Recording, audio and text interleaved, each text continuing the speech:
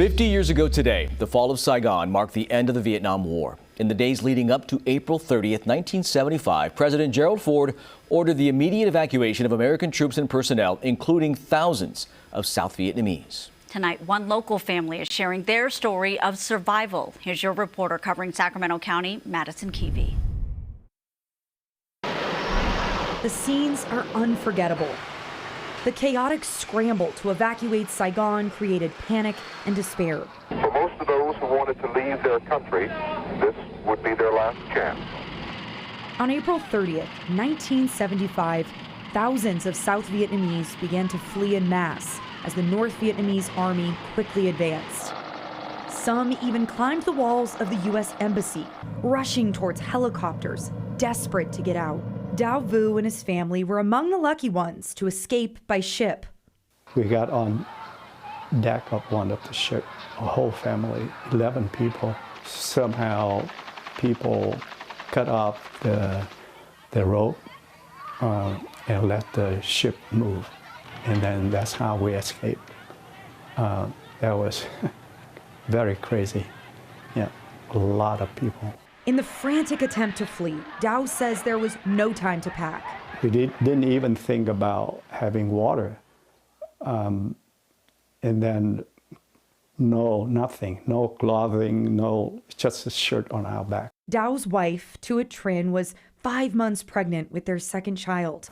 I'm just sad, because I had to leave my whole family, my mother and my father. The thing I'm happy is that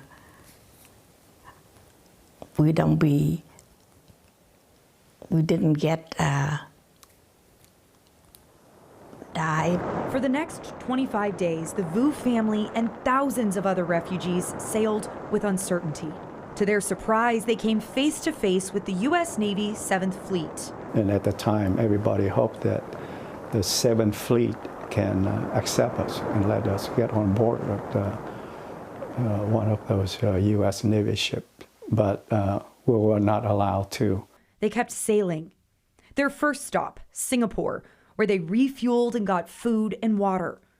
Their next stop, the Philippines, another opportunity to refuel and replenish. Then it was off to Guam, where they finally deboarded. They eventually flew to the U.S., arriving at Camp Pendleton. When we came to the camp, we saw so many people, and you don't have the feeling that you are alone or you're hopeless. Yeah, we see people there, so we think that life gonna continue. Like so many refugees, resettling in a foreign country meant starting over, learning a new culture, and dealing with the trauma of war. We need to be strong, to think positive, and because of our children's future. As for the Vu family, they have no regrets. You never know what happened, if it's that your decision is good or not good at the time. It just, but I think it's, in my situation, everything worked out well. Today, Dao and Tuat Trin are retired, living in Sacramento. Their 3 adult children, all college graduates, have families of their own. They are proud grandparents to 8 grandchildren and consider themselves very lucky. Very blessed, yeah, to be accepted by the United States.